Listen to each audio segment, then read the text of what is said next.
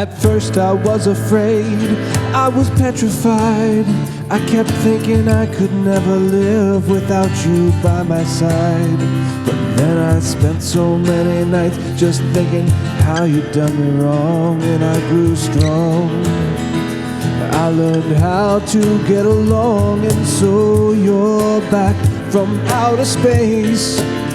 I just walked in to find you here with that sad look upon your face. I should have changed my fucking lock. I would have made you leave your key. If I'd have known for just 1 second you'd be back to bother me. Oh, now go, walk out the door.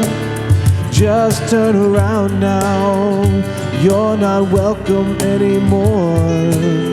Weren't you the one who tried to break me with desire? Did you think I'd crumble? Did you think I'd lay down and die? Oh, not I will survive. Yeah, as long as I know how to love, I know I'll be alive. I've got all my life to live, and I've got all my love to give. I will survive. I will survive, yeah, yeah.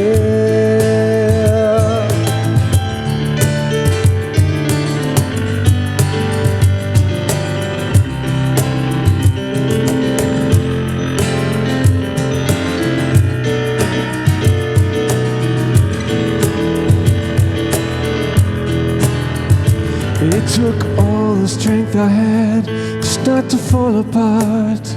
I'm trying hard to mend the pieces of my broken heart. I spent so many nights just feeling sorry for myself. Used to cry. Now I hold my head up high. Oh, you see me with somebody new. I'm not that stupid little person still in love with you. You thought you'd just drop by and you expect me to be free. Now I'm saving all my loving for someone who's loving me. Oh, now go, walk out the door. Turn around now, you're not welcome anymore. Weren't you the one who tried to break me with desire? Did you think I'd crumble? Did you think I'd lay down and die? Oh, not I will survive. Yeah, as long as I know how to love, I know I'll be alive. I've got all my life to live, and I've got all my love to give. I will survive. I will survive.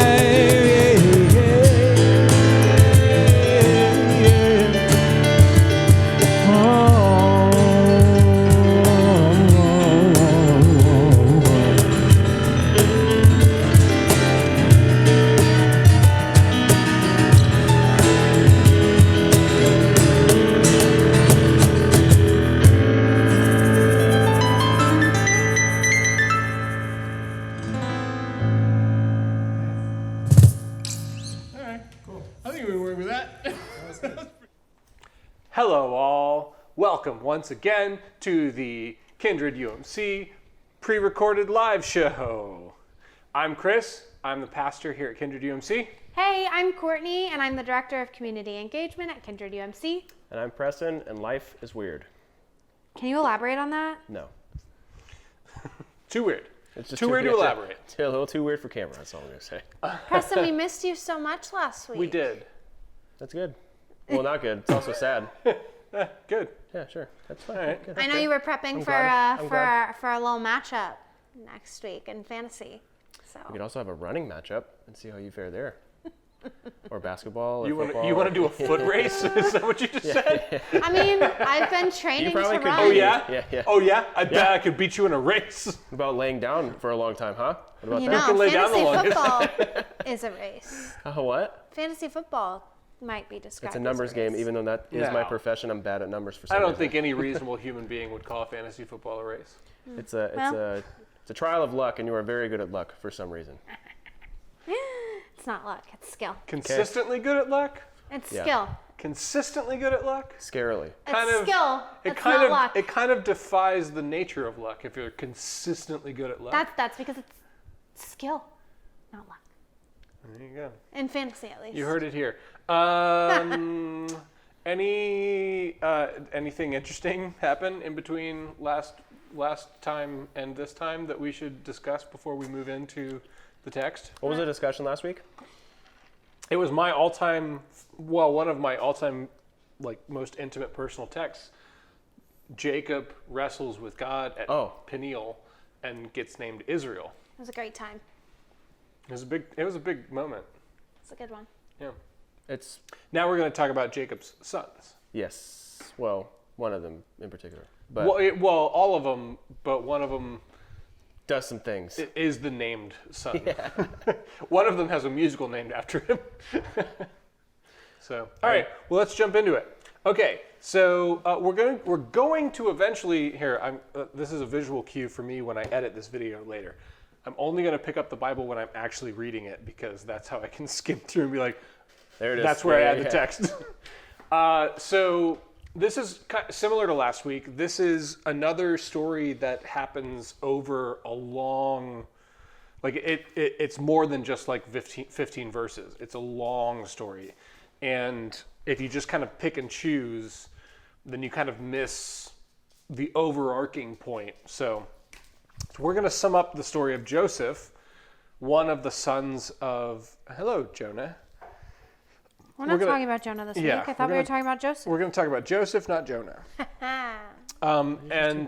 Joseph is one of the sons of Jacob, who is now called Israel, but they kind of use the name interchangeably. Like, it's fine. Like, he doesn't get offended if you... It's not like Muhammad Ali. Like, calling him Cassius Clay was like a political statement. That's not what this is. Yeah. This is like, yeah, they call him Jacob sometimes, they call him Israel sometimes. That's the way it is. So the family arc that we've been studying, Abraham has this calling, and then we went through all the weird stuff with him and his wife and her maidservant, and Isaac and Ishmael were their sons, and Ishmael was was a bastard son, but God honors that covenant with Ishmael. Isaac is the inheritor of this covenant that God makes with Abraham. Isaac goes on to have Jacob and Esau. And then last week we talked about their rivalry, Jacob and Esau, and how Jacob kind of swindles all of that inheritance and blessing from his brother Esau. We didn't actually ever resolve whether or not, but they eventually, like when his brother shows up, it's a forgiving, gracious encounter.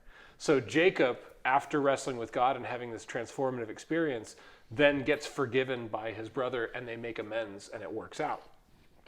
Now we've got Jacob who has 2 wives, and we're going to fast forward from where we left off last time.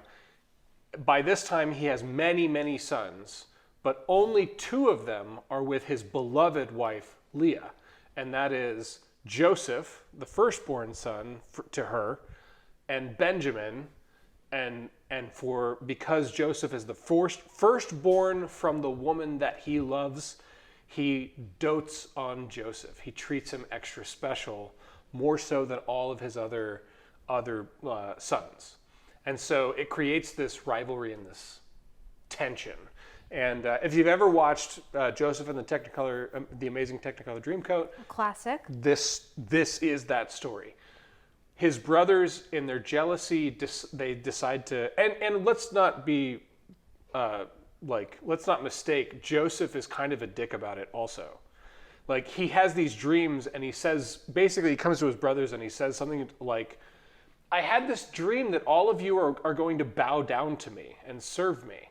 And when you combine that with his father's doting and him being the preferred, favorite son, it builds up and they conspire to kill him, essentially. But at the last minute, they decide not to kill him because they just can't bring themselves to do that. So instead, they sell him into slavery to an Egyptian wealthy man. And then they fake his death. And they bring, they bring his coat that his father gave him, covered in lamb's blood, or I can't remember what the animal is, but covered in blood.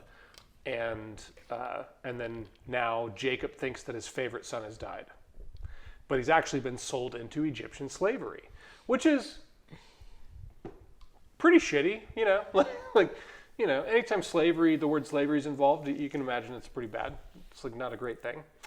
But because Joseph is this very faithful and because he is the favored kind of first son, God is with him. And so he's working for this wealthy man, and he turns out that he has this really good skill at like managing the estate, and he finds favor with his master. Oh, Jonah. Jonah's moving the cameras around. He's got a little flair for cinematography, Jonah. He's got his own instincts about how the cameras should look. Anyway, long story medium. Joseph goes through several, so he finds this rich man Potiphar, and he's doing well there. Then the rich man's wife tries to seduce Joseph, and Joseph resists that and then gets accused of rape and thrown in prison. While he's in prison, he starts interpreting the dreams of the other prisoners, and then eventually word gets to the outside, and he has this opportunity to make his way out of prison, and he does that, and he finds himself, after all of this stuff, he finds himself in the service of Pharaoh. So Pharaoh is the leader of the world power, the technologically advanced, incredibly wealthy, incredibly well-built and protected and strong military, strong economy, all of that. Pharaoh is the ruler of the world power of that time, which is Egypt. And somehow Joseph finds himself in good favor with Pharaoh.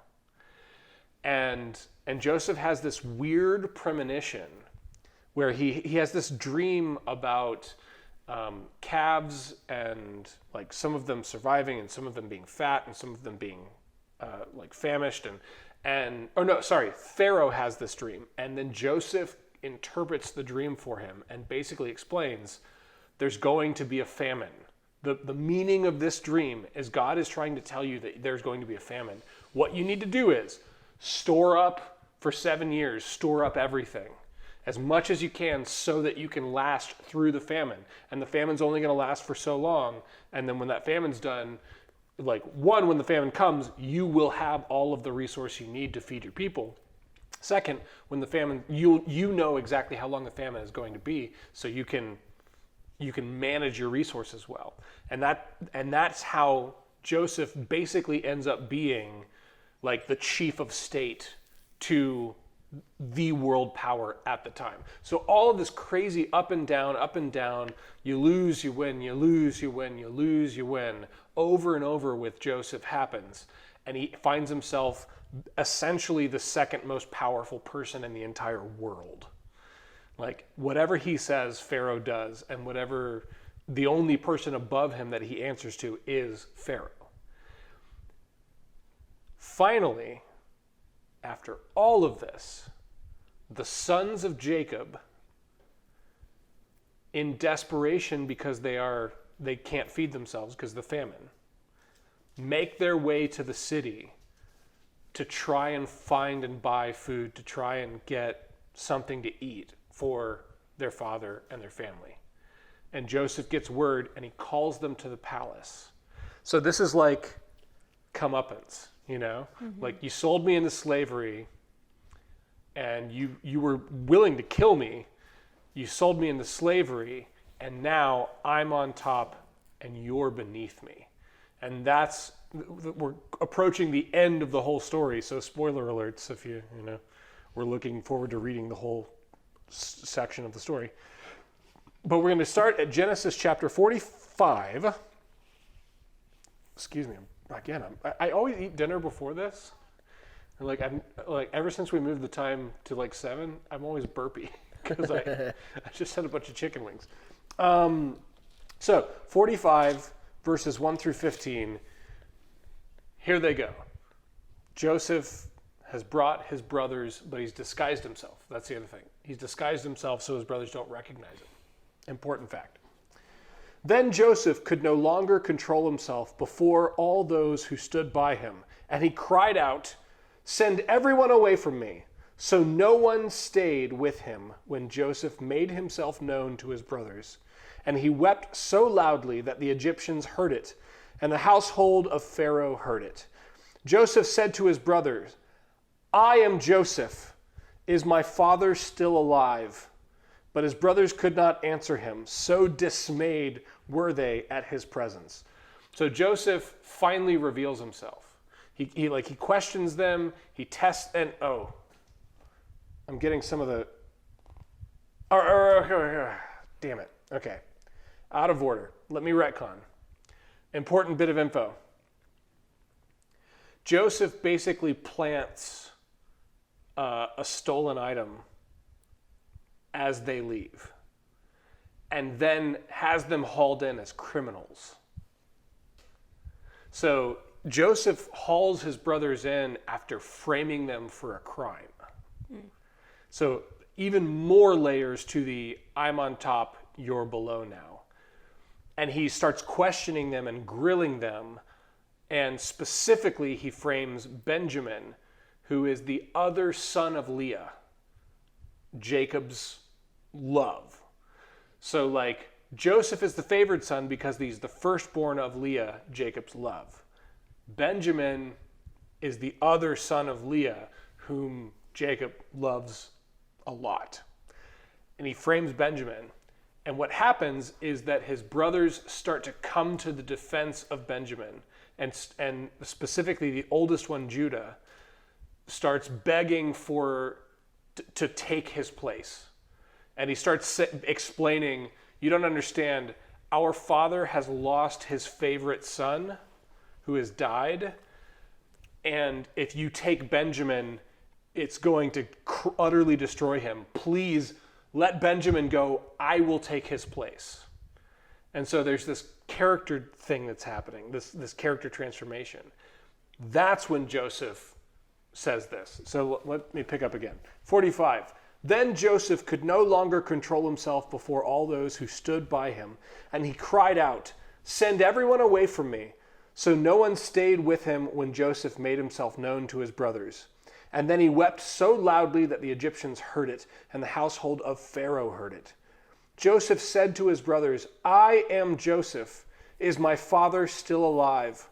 But his brothers could not answer him, so dismayed were they at his presence. Then Joseph said to his brothers, "Come closer to me." And they came closer. He said, "I am your brother Joseph, whom you sold into Egypt. And now do not be distressed or angry with yourselves because you sold me here. For God sent me before you to preserve life.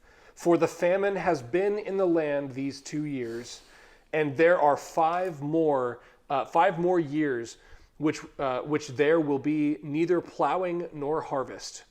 God sent me before you to preserve for you a remnant on earth and to keep alive for you many survivors. So it was not you who sent me here, but God. He has made me a father to Pharaoh and lord of all his house and ruler over the land of Egypt. Hurry and go up to my father and say to him, 'Thus says your son Joseph, God has made me lord of all Egypt. Come down to me. Do not delay. You shall settle in the land of Goshen, and you shall be near me. You and your children and your children's children, as well as your flocks, your herds, and all that you have. I will provide for you there, since there are 5 more years of famine to come, so that you and your household and all that you have will not come to poverty. And now your eyes and the eyes of my brother Benjamin see that it is my own mouth that speaks to you. You must tell my father how gently I am honored in Egypt, or how greatly I am honored in Egypt, and all that you have seen. Hurry and bring my father down here." Then he fell upon his brother Benjamin's neck and wept, while Benjamin wept upon his neck. And he kissed all his brothers and wept upon them. And after that, his brothers talked with him. Which is kind of a funny kind of anticlimactic. His brothers talked with him. Yeah. But it's actually a really remarkable thing, considering what all has happened. So let's pause there. Questions, comments, observations, what do you have so far, if anything? It's pretty unhuman to do Yeah. that. Okay, say more. If this was in a movie and this flip happened at the end, it probably would flop. The movie would flop. People Because- wouldn't believe it. Right, because brother would usually take brothers that Take sold... down brothers. Yeah. In such a grotesque, disgusting way that they did, of selling him into slavery, which is already bad, and then lying on top of it to a father that they know has... And we've seen it before with Cain and Abel and Jacob and Esau, and it's almost just like a running trope of sibling rivalry Yeah. may be the leading cause of death, is all I'm going to say. Yeah, sibling rivalry is certainly a common motif, especially Yeah. in the book of Genesis. Yeah. I think it's interesting. So the writer, so we've read other stories where I don't think it's been specifically it's not a morality tale, you know? Mm-hmm.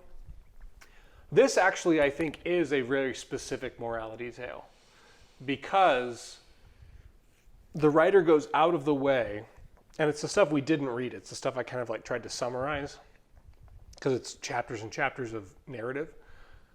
The writer goes out of the way to set up a scenario where the brothers can demonstrate that they've changed. You know what I mean? The story starts with them selling him into slavery because of they're jealous of their father's love. And their character arc ends with them desperately trying to protect the beloved son because they can't stand to do that kind of hurt to their father again. And so there's a deliberate setting up of circumstances within the story structure to reveal that the brother's character has changed.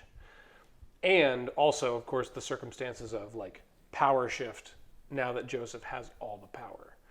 And so there's something about the Joseph testing the character of his brothers before he reveals himself.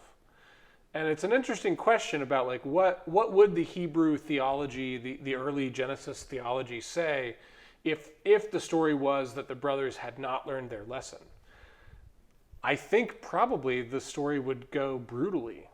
It would go, then they're all captured and they're all sold into slavery because they haven't learned their lesson. And yet the story goes the opposite way. It's kind of the opposite of the Cain and Abel story. That's really a counterexample of what you're supposed to be doing, you know? You're not supposed to be wrapped up in jealousy and envy and what the other person's doing, because it can literally lead to death and sin is crouching at your door, and it's this warning kind of story. This is the opposite. This is what you're supposed to do. You know, the story starts with the bad thing, and then the rest of the story is the redemption of the bad thing, you know? Now, here's the interesting thing, I think. Joseph's perspective, because Joseph has been through the ringer. He landed on his feet, for sure, and gained a lot, but he has been through the ringer. He's been imprisoned, he's been sold into slavery, he's been kind of accosted by sexual violence, basically, that he resists and then gets accused of and falsely accused. And By a higher authority, too, by rich people. right. Not someone that's it's oppression. There's a class system here going on. And so he's been through the ringer, and yet, if you pay attention to his monologue, his whole point is, I'm not holding you accountable for your actions because it was God working through you. God sent me here for this purpose. And even though you thought you were selling me into slavery, I'm saying that God was involved in that action, that I was supposed to be here, that this was my destiny, because now I'm able to save countless lives because of the place of influence and power that God has placed me in. So he's taking this very interesting interpretation that is, I know you're doing me wrong, but God is in you doing me wrong. It's almost extreme.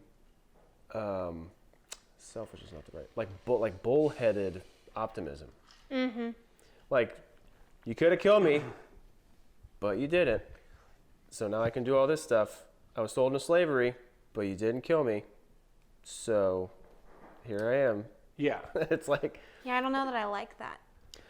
Say more about that, because I'm kind of with you. I don't know. I think it's bullshit. Like, if that happened to me and I was sold into slavery, like, and then this happened, I would not be like, life sucks, but, you know, like, God's the one who did this to me, not you. I'd be like, no, you, like, sure, God can redeem this situation, and here I am now, but you did this to me. I don't know. I just feel like it's an avoidance of feeling, and that's how I'm hearing it. Yeah. I wonder if, like, and this is looking literally at it, just to preface, but him getting sold into slavery and seeing others that were in so much worse than he might have been. But it's never helpful to compare your worst trauma to... But also, like, a scene shift, too, of like, oh, man, I already know how to do this kind of stuff because I've worked on a farm and stuff and blah, blah, blah. I'm sure everyone had done that or whatever. But he could have been in with younger people that were born into slavery versus kind of just cast into it. And he could appreciate, okay, there's a life outside of this that I could kind of fill with. Yeah, I'm with you, but I think to me, you started in a place with I'm kind of reading this literally. Yeah. When I read the text, I don't see that. Okay. That's not the point the writer's making, I don't think.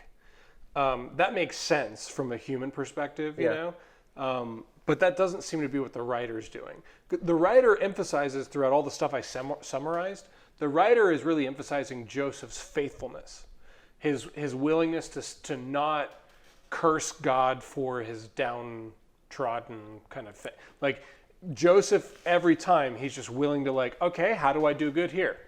I'm in prison. How do I do good here? I'm serving a rich man who owns me. How do I do this well? How do I honor God in this? How do I do this? And he kind of stays and that's kind of the point that the writer keeps reiterating over and over again. And I think that's evident in the final monologue too. Like, that is always Joseph's perspective. It makes me think of, before I was ordained, or actually I'm not even fully ordained, before I was commissioned as a pastor, that's all technical Methodist stuff. You feel free to Google it if you're curious about it. But like, before I was appointed as a pastor, I was a worship director.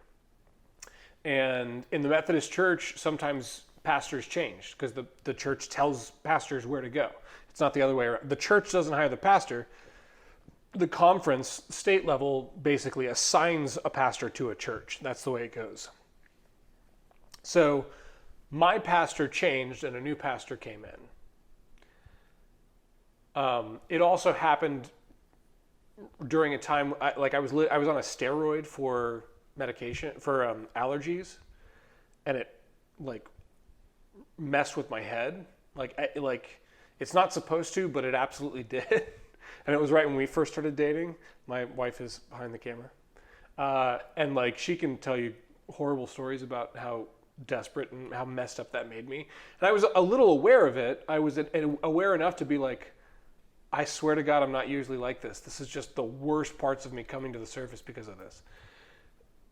Needless to say, the new pastor and I did not get along. Butt heads entirely. And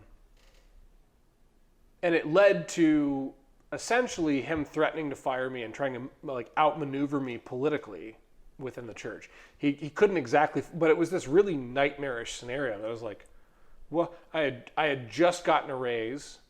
I had just signed a contract with that church. And so I had bought a new car. I like owned a house. I was like, I'm planning on being here for a long time. And then this guy comes in and starts trying to basically fire me. It's the only tangible time that I can think of in my life where I remember my childhood pastor calling me because my mom is still in that area, and so she went to him and she just, I need to talk to my pastor. This is bullshit. And I don't like that. And and then my pastor called me after talking to my mom, and this is not John. This is like John and Mai's pastor, Jack. And I remember talking to him, and it was good to hear from him. And I remember in the conversation genuinely having a sense of, this sucks. I don't know what I'm going to do. I'm not sure how I'm going to handle this. I'm not sure what is going forward. But I am overwhelmed with the sense that this is unfair, and it was unfair. The way the guy, without going into the details, it was absolutely unfair what happened to me. But that perspective is totally different than this positive optimism thing we were talking about a few minutes ago. Well, so here's the hindsight of that story. It was that thing, it was that event that pushed me into CPE. Got it. Because of that, I worked basically 2 jobs for that whole time. I worked as a CPE chaplain, and then I worked also as a part-time worship director for another church. It was a hard year. It was at least 60 hours a week, every week. Sounds fun. And I was driving literally an hour every day. Like it wasn't where I was driving around Tampa Bay. I would go north to go to the hospital, and then I would go south to go to the church in St. Pete, and then I would literally drive over the Skyway Bridge to circle back around to my house. I would literally drive a circle around. Like it was a nightmare scenario. And that CPE experience, not only would I personally not trade it for the world, I learned so much from that, and being a chaplain was such an important part of my calling and my identity development. But also, what we're doing here is a direct product of me being a CPE resident at Tampa General Hospital and the work that I did with, shout out Jenny Sumner Carswell, CPE director at Tampa General Hospital. She's incredible. And when I was an intern at the hospital, she wasn't my trainer. And it was only after this weird scenario happened that I was able to work under her specifically. That's a woman that changed my life, and then changed our lives and our groups that are modeled after her curriculum and her training of me are changing people's lives as a result of there is this weird thing of it was one of the times in my life where something really absolutely unfair and unjust and really bad happened to me. And I genuinely did not feel panic. I felt like God's in this. Yeah. I really, really feel like God's in this. Makes sense. Things are going to be okay. Now, I want to be really careful.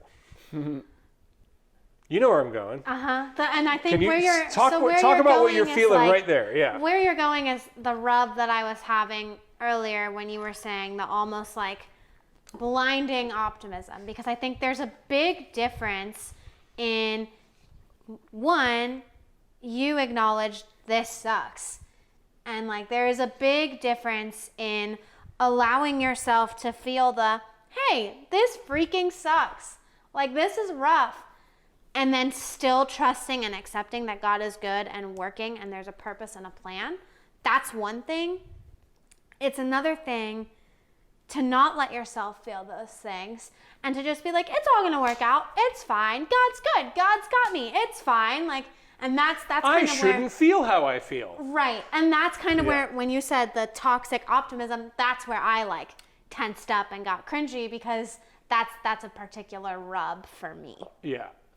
That's something that I've experienced in the big church with a capital C. I think most people in church have experienced that. And it has frequently pushed me away from different churches or things like that. Just to be clear, never said toxic optimism. I said extreme optimism, which is, but you're right, it pushes into this obliviousness or naivety of bad things happening. Mainly the oblivious part of we're just going to glaze over it. Yeah, and I do want Glaze to it be over. fair. I tend to be pretty pessimistic as a person. It's something I've had to like. I'm a pretty pessimistic person. I have to constantly like keep myself in check. Whereas I feel like you're pretty optimistic. I would guess you're pretty realistic. I don't think I'm very optimistic. No? I don't think of myself that You're way. more optimistic And my wife than is me. nodding. No. yeah. You're more optimistic than me. I'm more of an optimist. Training. I think That's it's fair. training. You've called me a puppy one time. That's how much of an optimist I am. That's true. We're having did. fun, right? Like, yeah, okay. I'm a cynic. I'm like, Cynic, you're cynic-y. yeah, I'm a cynic.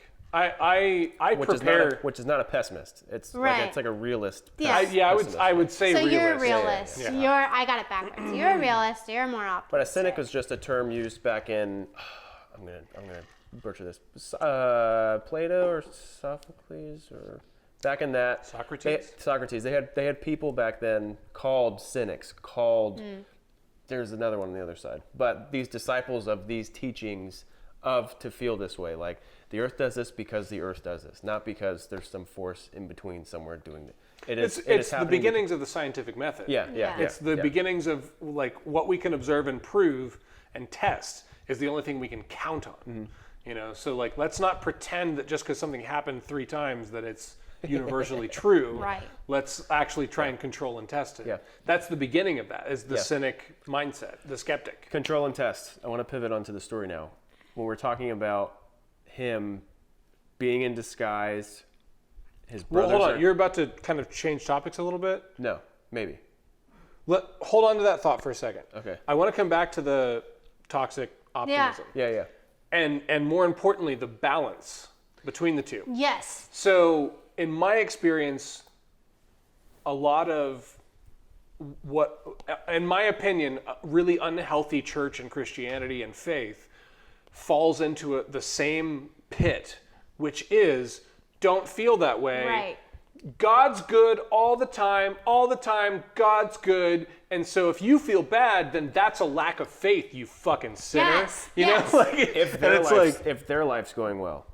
Well, no. Even if not. I would say I have observed it from people whose life is in the shitter. I've never seen that way. And they're going Really? like, Yeah. hey, just got to keep on swimming. Yeah. Just keep on swimming. I can give you a know? tangible. I was gonna say it's always been that, but then they climb into their Benz and go and speed off in the 70 and I'm 45. Like, okay, your life's great. Well, that's exactly But what it's a happens. coping mechanism. That's the point, Yeah. though. And, like they're like, just keep a smile on your face, and then they're like, fucking kill someone.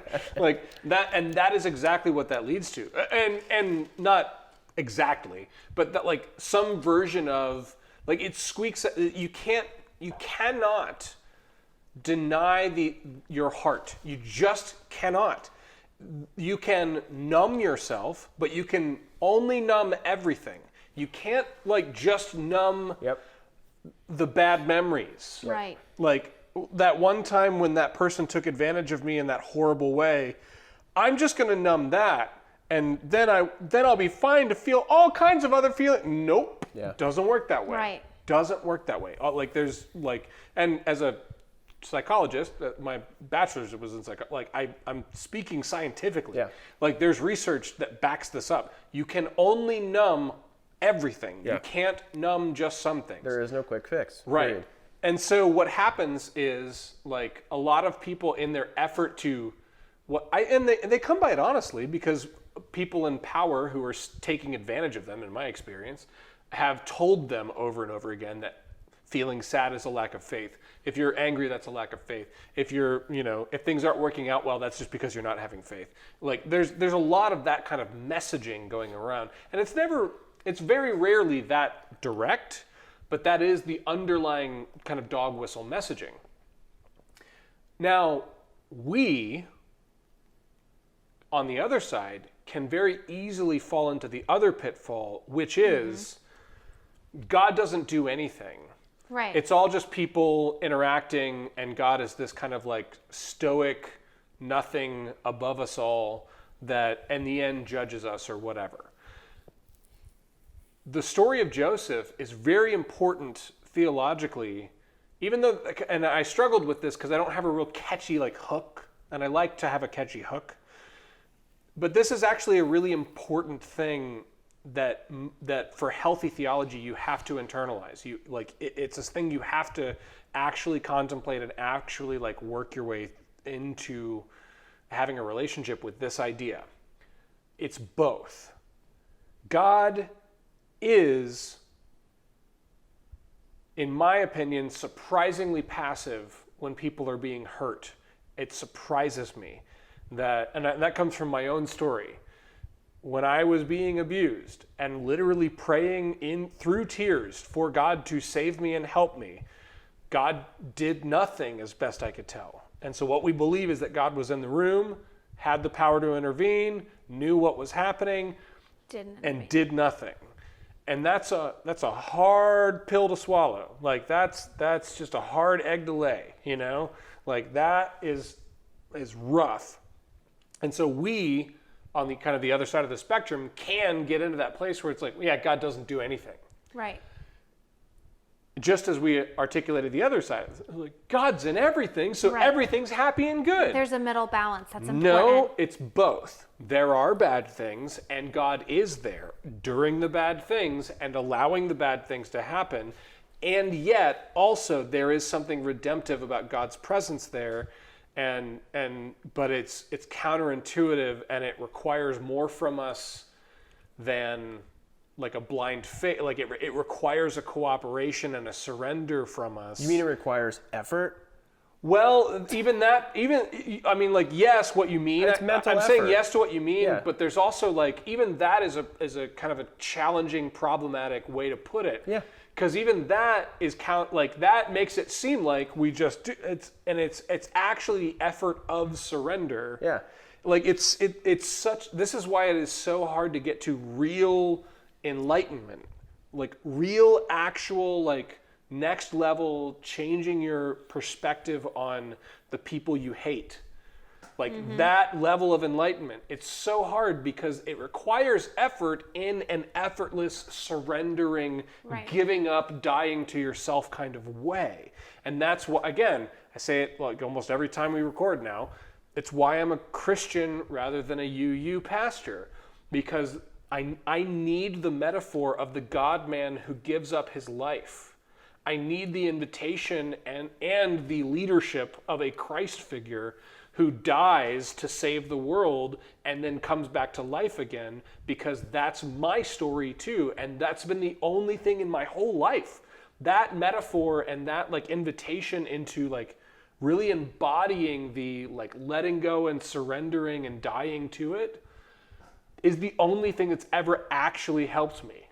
It's the only thing that's actually healed me and brought me wholeness and brought me to new levels in my own consciousness, my own faith, and my own understanding of identity and reality, you know? Like, so the invitation into that surrender, like it does require something from us, but the requirement is counterintuitive. It's not what you think it is. It's a surrender and a give up and a like dying to yourself.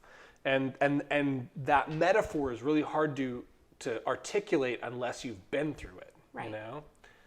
So, all right. Have you already said what you were going to say? Or No. Okay. Let's go back to what you were going to say. So the disguising before his brother's test. Why does that sound so familiar compared to like the Abram sacrificing Isaac story? The shroud of a test. I don't know, why does it? The whole point was like, it's genuinely a pattern I have never thought about, but So- I kind of hear where you're going. so Jacob's in this higher authority position, seeking Joseph. Joseph's in this higher authority position, actually getting his brothers physically into the building himself by planting whatever, knowing full well I think it's a silver chalice that he plants, whatever. in someone's bag or Yeah, something, yeah. and they just Yeah. but knowing full well they didn't do it, so he's got every right to say you're good to go, blah blah. Wanting to see the change that he knows has happened because Benjamin's not been sold into slavery or dead, or their father's not dead, or whatever. The same connection can be made at the Abraham Isaac sacrificing scene of a higher authority going, I know you're there, but I need to see it for myself, versus already, So, this is the thing we touched on last week that I think is a recurring element that is often lost in Christianity. Because I agree, I see what you're saying and I agree with it. To me, what that speaks to is a really strong focus on authenticity and how you how do you really feel? How do you really believe? Like, what do you actually, in your heart of hearts, who are you for real? And like, that's what the Abraham-Isaac sacrifice is. Well, yeah. When we talked last week, the Jacob wrestling with God, like that all of that is a metaphor to get at the, what do you, when it's down to the just nitty gritty, who really are you? And like, there's a similar theme here in the Joseph narrative, where Joseph is setting up a scenario where they have to actually betray their sincere motivations. And their sincere motivations are, take me, not him, which is a delightful surprise. You know, not what Joseph was expecting, not what, I mean, like, obviously you can predict how the story goes, but like, not what the writer is intentionally setting up a twist there. Yeah. You're expecting them to be the assholes that they always were, and instead they've actually, the loss of their brother has transformed them into genuine people who care about each other, who care about their father, and probably combined with the tragedy of the famine and like, there's something about like dire circumstances that really make you prioritize what's important. Well, primal too. What? It's that primal, the lizard brain coming in and going, we need food, we'll do anything for it, including kill siblings, who cares? We're all hungry here. And Yeah, but that's very different from the primal, the tribal human brain that says, I'll die. Right. Like, for the good of the... And it happens in the animal kingdom as well, like mothers who defend their children. Like there's a little bit of evolution, like the trait, but there's also something in humanity that finds that very noble. Like we were talking about Braveheart recently. The idea that this guy is willing to die for an idea, a torturous death. Oh, by the way, a torturous quartering medieval death. And he's willing to do that for the sake of the idea of freedom for other people. Like, there's something inherently noble and admirable about that, and that doesn't come from like more effort. That kind of character and it comes from surrendering to something that is bigger than you. It comes from some kind of internal belief and assurance that there are bigger things happening than what I can see and smell and taste and feel. That like there really is something beyond measure that we are all kind of wrapped up in and a part of.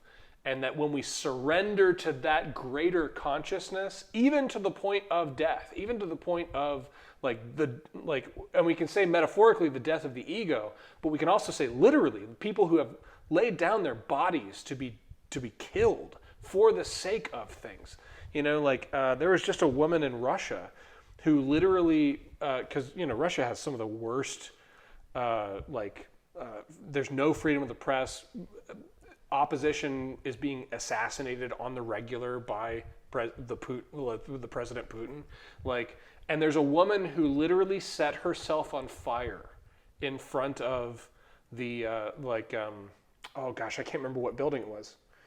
In front of in front of a house of power place, a governmental place. Set herself on fire, committed suicide, and in her death, left the message that do not blame my death on this government who has denied freedom of speech and and that's horrific, and also noble and inspiring all at the same time. There's something in that is otherworldly, how do you get yourself to that place? I'm not there. I don't have that within me at all. I don't have even a little bit of that within me. You know, like the best thing that I can think of is I try to tell the truth as much as I can. even if I think people won't like me, but I've never actually put myself in danger for any of that, you know. And like there is this act of like constantly surrendering to I am in the hands of something bigger. I'm in the hands of something that is not only bigger but also loving and gracious, and is actively working death into life, as actively working chaos and the void into creation and life and beauty and like structure and order. And like there's something about surrendering to that idea that gives human beings power and like inspires others, you know? Yeah. I feel like that might be a place to stop, but I don't want to cut anybody off. Just postscript. Yeah. Just this test that ties into this. I know who you are, but I want to see it for myself, not in a selfish way, but in a you prove it to me way. Because I'm in this place of authority now over you type of feeling. You might also couch it in a different, like, because the other thing is, were these brothers that way if they never were given the opportunity to demonstrate it? There's something about you don't know what you've got until you have to do it. Well, here's that optimism word again coming in, because they could have just stabbed him and threw him in a pit. Yeah. But that also lives on with them, and it's very selfish thinking, but we wouldn't want him to be dead or whatever. We just want him away. Right. Which is almost as bad. It's just selfish too, because we don't want the blood on our hands.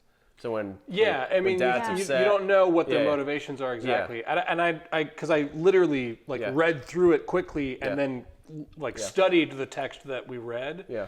So I don't remember all of the details of all of that. I can't remember what's accentuated in the motives of the brothers. But I can tell you this, in the text that we read, the motives of the brothers are about protecting not only their brother, but also the spirit and heart of their father.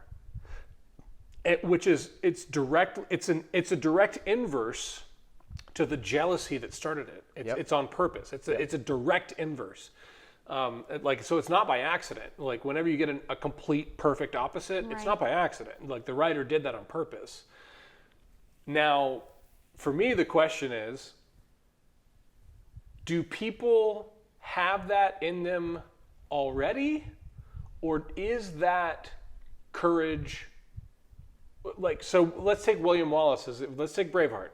William Wallace as an example. Was William Wallace always that way? Did he just have that in him? Or was that courage and that faithfulness born in the opportunity to suffer for the idea? I'm inclined to think that it's actually the latter, not the former. I imagine there's a turning point somewhere. That you don't know who you are. You kind of hope that you can do what it takes when you need to, but then there's a car accident, and you find yourself moving towards danger, not away from it, and you're like, I didn't know I had that in me. I didn't know that was there. And you find yourself standing up for what's right when it's costing you, and you go, I didn't know that about myself. It's like I'm delighted to discover that that's inside of me. I didn't know that. And so I say I'm a cynic. Probably the exception is these moments. I believe in these moments where people actually have the capacity to accomplish amazing and wonderful things, but it does require a surrender and a death. It requires I'm going to let myself die to become what is needed for this moment, for my neighbors, for my family, for my friends, for my enemies. I'm gonna let Chris die so that new Chris can be born and become something for other people, not just for me. Don't get me wrong, sometimes you have to do that for yourself also. Sometimes dying to something so that you can be who you need to be for yourself. That's an entirely also heroic inspiring thing also. But the external examples that we can point to most of the time are times when somebody they let themselves go for the sake of becoming something for someone else, and that is something that lives in each and every human being, and whether or not we cooperate with it is entirely up to us. Mm-hmm. But the story of Joseph is when you cooperate with that, even when it's going bad, even when it's going to cost you your life, even when it's going to cost you your body, when you cooperate with that, there is life. There is new life. There is blessing. There is a new creation, to pull from the Old Testament. Anytime someone is in Christ, reborn in Christ, there is new creation. Not just the person, but everything is different. There's new creation. When somebody cooperates with the power of whatever it is, whatever the God force is that transforms death into life and darkness into light, when you cooperate with that, there is new creation all the way around.